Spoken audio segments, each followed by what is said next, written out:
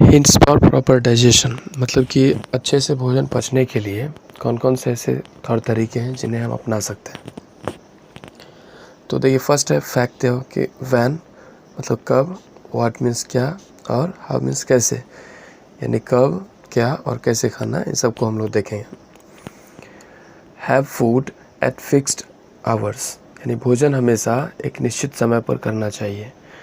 Try to have a fix time to pass out the waste, साथ ही साथ आप जो पास आउट द वेस्ट मतलब ये है कि आपको वेस्ट जो बॉडी से रिमूव करते हैं, टॉयलेट जो जाते हैं, इसके लिए भी टाइम ऑफ कोर्स फिक्स रहता है ऑल ओवर द वर्ल्ड जो है। सो उसी तरह से हर एक पर्सन का भी अपना होना चाहिए, यानी कि कभी खाए कभी टॉयलेट गए ऐसा नहीं होना चाहिए, एक फ़िक्स टाइम से होना चाहिए। ईट, देखिए व्हाट क्या खाना चाहिए, ईट अ बैलेंस डाइट, हमें एक संतुलित आहार लेना चाहिए। किसको बोलते हैं संतुलित आहार? जिसमें आप कह सकते हैं कार्बोहाइड्रेट, फैट, विटामिन, मिनरल, ये सब चीज़ के विटामिन इन सब की प्रॉपर अमाउंट होती है। साथ ही साथ वाटर और रफेज भी फूड में शामिल होता है। तो ऐसे फूड को हम लोग क्या कहते हैं? बैलेंस डाइट कहते हैं।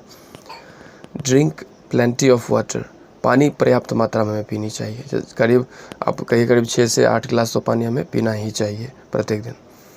हाउ, कैसे? वॉश हैंड्स बिफोर ईटिंग, खाने से पहले हाथ धोना है।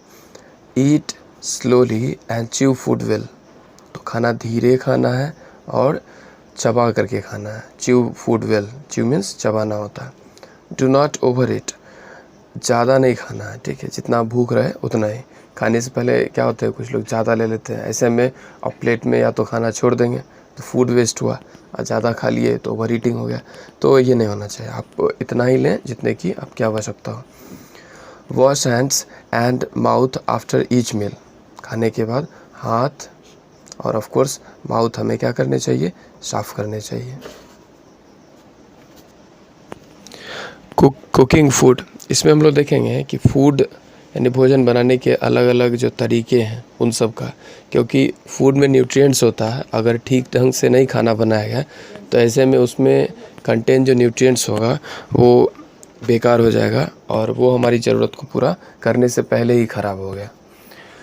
सम food can be eaten raw while need to be cook, some need to be cooked, यानी फूड जो हो सकते हैं दो तरह के हो सकते हैं। एक तो रॉ फूड हो सकते हैं, रॉ मतलब कच्चा, जिन्हें पकाने की ज़रूरत नहीं होती है, उन्हें रॉ फॉर्म में हम लोग ईट करते हैं। जबकि बहुत सारे ऐसे फूड सब हैं जिन्हें हमें कुक्ड करना पड़ता है, पकाना पड़ता है। Cooking kills germs, makes the food soft, tasty and easier to digest, भोजन जब हम लोग पकाते हैं तो इससे भोजन में यानी कि जो रॉ मटेरियल था उसमें मौजूद जर्म्स जो होते हैं यानी माइक्रो ऑर्गेनिजम्स जो होते हैं वो किल हो जाते हैं। साथ ही साथ फूड जो होते हैं वो हमें हमारे लिए सॉफ्ट हो जाता है। तो हार्ड जो हम लोग डाइजेस्ट नहीं कर पाएंगे या चबा नहीं पाएंगे तो उसे क्या किया जाता है? सॉफ्ट कर दिया जाता है पकाने पर, और फूड हो जाता है टेस्टी और ईजियर टू डाइजेस्ट, इसे पचाना अब आसान होता है। यानी कि ये इस तरह के फॉर्म में बदल गया जिससे हमारा डाइजेस्टिव सिस्टम आसानी से पचा सकता है, छोटे छोटे पार्ट्स में बदल सकता है। तो भोजन बनाने से संबंधित कुछ टिप्स एंड ट्रिक्स जो दिया गया, रिमेंबर फैक्ट में आपको दिया गया। फर्स्ट कि wash all raw food well before eating so as to free them dust and germs, जितना भी रॉ फूड है यानी जो फूड हम लोग कच्चे फॉर्म में ही खाते हैं उन्हें खाने से पहले अच्छे से धो लेना चाहिए। जैसे खीरा, आप क्या होता है कच्चे फूड ही हम लोग ईट कर सकते हैं उसे, तो ऑफ कोर्स इसे अच्छे से साफ़ करके तब हमें खाना चाहिए। फ्रूट, जितना भी फल हम लोग खाते हैं वो भी क्या होता है, उसे पकाने की आवश्यकता नहीं होती है, रॉ फॉर्म में ही खाते हैं। तो फ्रूट को भी अच्छे से धोकर साफ़ करके तब खाना चाहिए। इससे क्या होगा कि उसमें मौजूद जो जर्म्स होगा, डस्ट होगा, ये सब साफ़ हो जाएंगे और हमारे डाइजेस्टिव सिस्टम में नहीं जाएंगे और हमें इससे नुकसान नहीं पहुंचेगा। Do not throw away the water in which pulses और grams are soaked as it contains vitamins. Use this water while cooking, यानी कि जब हम लोग पल्सेस यानी दाल हुआ या ग्राम्स यानी चना जो धोते हैं या सोक्ड कराते हैं, सोक्ड का मतलब क्या हुआ कि पानी में जब चना रख देंगे तो जो पानी में रखा हुआ चना है वो पानी भी बहुत यूज़फुल है। हुआ क्या कि जो ग्राम है या चना है उसमें मौजूद विटामिन अब वो वाटर में जा चुका है। फूड में कंटेन विटामिन जो था एक तरह से लॉस्ट हो गया और हमें नहीं मिल पाया। Wash fruits and vegetable before they are cut they lose their nutrients if washed after cutting. तो वेजिटेबल्स को कट करने से पहले धोना चाहिए। इससे क्या होगा कि अगर आप कट करके तब धोइएगा तो ज़्यादा जो उसमें प्राप्त न्यूट्रिएंट्स है वो पानी के साथ वॉश्ड अवे हो जाएगा। तो न्यूट्रिएंट्स उसमें अधिकांश हमारे फूड में आ सके, खाने योग्य आ सके। इससे ऐसा नहीं कि आप उससे पहले ही पानी में धुल जाए, इससे हमें बचाने की कोशिश करनी चाहिए। Next step for boiling, take just enough water so that the water which has absorbed nutrients from the food is not thrown away।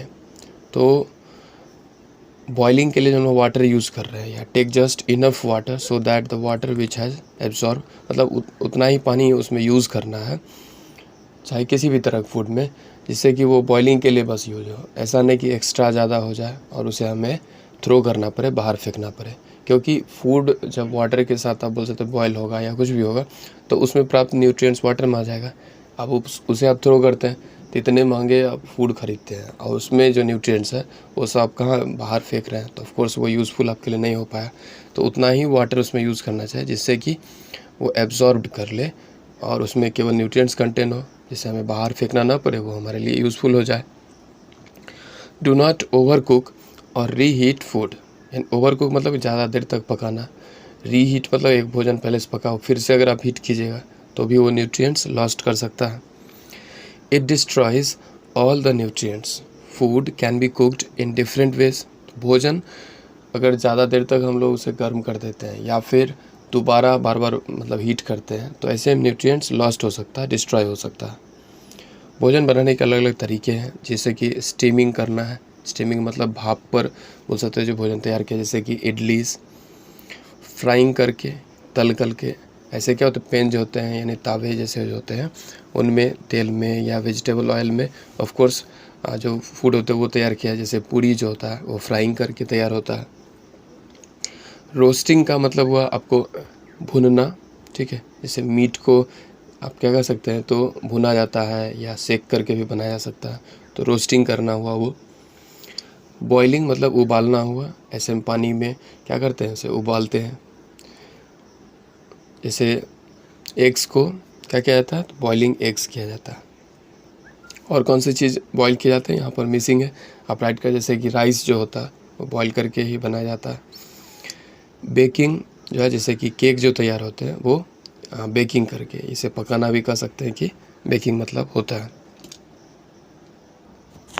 तो आप यहाँ देख पा रहे होंगे कि इडली को कैसे स्टीमिंग करने के बाद वो दिख रहा होता, पूरी को कैसे फ्राई करने के बाद दिख रहा है, रोस्टिंग करने के बाद मीट दिख पा रहा, और एग जो होते हैं बॉईल करने के बाद कैसे दिख रहे हैं, और ऑफ कोर्स केक जो है बेकिंग करने के बाद क्या दिख रहा है। तो इसमें से हो सकता है कुछ आपके फेवरेट फूड भी हों, तो आप इसे और भी अच्छे से बनाना कैसे बनाया जाता है उसे आप उसे सीख भी सकते हैं, ठीक है, इस लॉकडाउन में। नेक्स्ट देखते हैं हम लोग फूड प्रिजर्वेशन, यानी कि भोजन को कैसे हम लोग सुरक्षित रख सकें, इसको इसमें देखेंगे। If we keep food for a long time it rots. जैसे ही हम लोग भोजन को बहुत लंबे समय तक रखते हैं तो ये रोट्स यानी क्या हुआ, सड़ने लगेगा, ख़राब होने लगेगा, अपना क्वालिटी जो होगा वो उससे ख़राब हो जाएगा। ऐसा क्या होता है कि फूड जो होते हैं वो ज़्यादा दिन तक या ज़्यादा देर तक रखने के बाद ख़राब होने लगता है। Germs start growing in it, यानी कि जो माइक्रोब्स हैं, माइक्रो ऑर्गेनिज़म हैं, सूक्ष्म जीव हैं जिन्हें हम खुली आँख से भी नहीं देख पाते हैं, तो ऐसे जो जीव होते हैं वो फूड पर डेवलप हो जाते हैं और वो करते हैं केमिकल सीक्रेट, यानी रासायन जो होते हैं वो उस पर फूड पर छोड़ देते हैं, जिस कारण से फूड की क्वालिटी, कलर और ऑफ कोर्स टेस्ट ख़राब हो जाता है। We get sick if each such food, ऐसे फूड खाने से हम क्या हो सकते हैं, सिक यानी बीमार पड़ सकते हैं। Germs need warmth, water and air to grow. अब जो माइक्रोब्स हैं, जर्म्स हैं, उनको एक एनवायरनमेंट चाहिए तब जाकर ग्रो हो पाएंगे। जैसे कि उनको क्या चाहिए तो वार्मथ चाहिए, यानी कि हीट चाहिए, एक तरह से टेम्परेचर चाहिए अच्छा, वाटर उन्हें मॉइस्ट जो है सो प्लेस चाहिए, नमी युक्त जगह चाहिए, हवा चाहिए, तब जाकर वो ग्रो हो पाते हैं। तो अगर उनको उनके ग्रोथ को, जर्म्स के ग्रोथ को रोकना है तो उन्हें वार्मथ, वाटर एंड एयर अगर प्रिवेंट किया जाए, स्टॉप किया जाएगा, तो जर्म्स ग्रो नहीं होंगे और इससे फूड जो है लंबे समय तक रखा जा सकेगा। तो यही सब टेक्निक जो है यूज़ किया जाएगा फूड को रखने वक्त। To prevent food from getting spoiled, it can be preserved to last longer. Food can be preserved in many ways. तो फूड को स्पॉइल्ड होने से, ख़राब होने से बचाने के लिए क्या करना होगा, तो जो इसका इन्वायरमेंट है उससे इसको अलग रखना होगा। तो अगर फूड को हम लोग अलग रखते हैं तो इसका मतलब क्या कर रहे हैं, फूड को हम लोग प्रिजर्व्ड कर रहे हैं। क्या होने से, स्पॉइल्ड होने से, रोट होने से, ख़राब होने से, सड़ने से हम लोग बचा रहे हैं। तो फूड प्रिजर्वेशन का मतलब हुआ कि फूड पर जर्म्स को डेवलप होने से रोकना, जिससे कि फूड लंबे समय तक रखे जा सकते हैं। अच्छा, फूड ज़्यादा दिन तक रखेंगे तो क्या फ़ायदा होगा, इससे फ़ायदा तो ये होगा कि जो फूड वेस्ट होते हैं उससे बचाए जा सकते हैं। उसके बाद जिन लोगों तक फूड पहुंच नहीं पाता है उन लोगों तक भी फूड को पहुंचाया जा सकता है। चलिए इसमें देखते हैं अलग अलग टेक्निक जिनका यूज़ किया जाता है फूड को प्रिजर्व करने के लिए, जिसमें से एक है बॉइलिंग, यानी कि उबाल करके, जैसे मिल्क को उबाल करके रखा जा सकता है। तो मिल्क क्या होगा, जल्दी स्प्लिट नहीं होगा और लंबे समय तक रह पाएगा। फ्रीजिंग, यानी उसको फ्रिज में रख करके हम लोग ठंडा करके रख सकते हैं, जैसे मीट को आप रख सकते हो फ्रीज करके। ड्राइंग, अब ड्राई जो है यानी कि जैसे पीस जो होते हैं, मटर जो होते हैं, उसे सुखा करके हम लोग रख सकते हैं। तो ड्राई सन के जो हीट है उसमें हम लोग रखेंगे, हीट कर लेंगे और उसमें जो वाटर है डिहाइड्रेट कर लेंगे और तब वो बहुत देर तक रह सकेगा।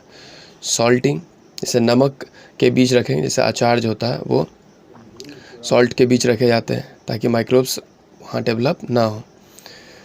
स्वीटनिंग, अब स्वीटनिंग के लिए क्या हो सकता है, जैसे कि इसमें जो विनेगर होता है उसका यूज किया जा सकता है। विनेगर मतलब कि सिरका, और इसको एसिटिक एसिड भी कह सकते हैं कि होता है। तो इसमें अगर रखते, जैसे कि फ्रूट जैम जो होते हैं वो सब रखने में। नेक्स्ट आपको कैनिंग, कैनिंग क्या होता है, बहुत क्लोज पैक करके रखे गए होते हैं किसको, फ्रूट एंड जूसेस को, जिससे क्या होगा कि हवा अंदर नहीं जाएगा और जर्म्स को डेवलप होने में दिक्कत होगी और वो डेवलप नहीं हो पाएंगे। इस तरह से फूड लंबे समय तक रखा जा सकेगा। जैसे यहाँ पर आप बॉइलिंग जो टेक्निक है उसको दिखा रहे हैं। आगे चलकर आप पढ़ेंगे कि मिल्क को लार्ज स्केल पर, जैसे देखे होंगे मिल्क टैंक जो होता है उसमें जो मिल्क होता है तो उसको उतना सबको कैसे रखा जाता है, क्योंकि अभी जो डेयरी मतलब कि जहाँ से मिल्क कलेक्ट होता है वहाँ से जब जाएगा तो मिल्क का तुरंत प्रोडक्ट नहीं बन जाता है। तो ऐसे में उसे प्रिजर्व करके रखना ज़रूरी होता है। तो वहाँ पर एक टेक्निक यूज़ किया जाता है जिसको बोलते हैं पॉस्चराइजेशन। पॉस्चराइजेशन में क्या होता है कि मिल्क को ना 70 डिग्री सेल्सियस पर, 70 डिग्री सेल्सियस पर पहले हीट किया जाता है, मतलब बॉइलिंग पॉइंट से नीचे ही हुआ। बॉइल कितने पर होता है, जनरली वाटर 100 डिग्री सी पर होता है। तो 70 डिग्री सेल्सियस पर इसको हीट किया जाता है, अचानक से फिर ठंडा कर दिया जाता है। इससे जो होते हैं जर्म्स जो होते हैं वो, मतलब या फिर जो फूड है वो देर तक रखे जा सकते हैं और जर्म्स जल्दी डेवलप नहीं होंगे। तो इस मेथड को पॉस्चराइजेशन बोलते हैं। लुईस पास्चर ने इस मेथड को डेवलप किया था। नेक्स्ट फ्रीजिंग है। तो ऑफकोर्स फ्रिज में रख करके फूड को लार्ज स्केल पर रखने के लिए, जैसे पोटैटोज़ को, फ्रूट को रखने के लिए कौन सा जगह यूज़ होता है, तो कोल्ड स्टोर का नाम सुने होंगे। कोल्ड स्टोर में फ्रीजिंग टेक्निक की मदद से ही बहुत ज़्यादा बोल सकते हैं कि अमाउंट में पोटैटोज़ को या फ्रूट को रखा जाता है। ड्राइंग, अब देखिए ये तो छोटे स्तर पर ड्राई कर की बात करें तो ऑफकोर्स फूड तो रखे ही जाते हैं, साथ ही साथ बड़े स्केल पे बात करें जितने भी फूड ग्रेन्स या जो सीरियल्स हैं, अनाज जो किसान उपजाते हैं, तो उसको स्टोर करने से पहले क्या करते हैं कि उसे ड्राई करते हैं ताकि उन पर जर्म्स डेवलप ना हो और उसे लंबे समय तक स्टोर करके रखा जा सके। सॉल्टिंग, सॉल्ट अप्लाई करके अचार जो है रखे जाते हैं। साथ ही साथ स्वीटनिंग में आप बोल सकते हैं कि सिरका जो कहा गया इसका उपयोग किया जा सकता है। कैनिंग और जो क्लोज पैकिंग है उसका यूज़ किया जा सकता है जिससे कि एयर नहीं जा सके और जर्म्स डेवलप ना हो सके। जो कुरकुरे या दूसरे तरह के जो चिप्स के पैकेट देखते हैं आप, उस चिप्स के पैकेट में एक गैस भरा रहता है जिसका नाम होता है नाइट्रोजन। नाइट्रोजन का यूज़ किया गया होता है और नाइट्रोजन भी जर्म्स को डेवलपमेंट करने में हेल्प करने वाला नहीं है और ऑक्सीजन का कांटेक्ट कहीं ना कहीं कट जाता है और इस कारण से चिप्स जो होते हैं लंबे समय तक उसमें रखे हुए होते हैं। दूसरी बात की नेक्स्ट हम लोग देखते हैं एक एक्टिविटी इसमें बताया जा रहा कि keep a fruit or a slice of bread outside in the open. After a few days, you can see a greenish black thing. It means germ mold growing on it. Mold grows faster in warm weather. तो अब slice of bread पर थोड़ा सा अगर moist करके उसको open या warm place पर अगर रख दीजिए तो आप देखेंगे कि 2-3 दिनों में ही उसके ऊपर ग्रीनिश या वाइट स्ट्रक्चर जो आप देख पा रहे हैं ये डेवलप हो जाएगा।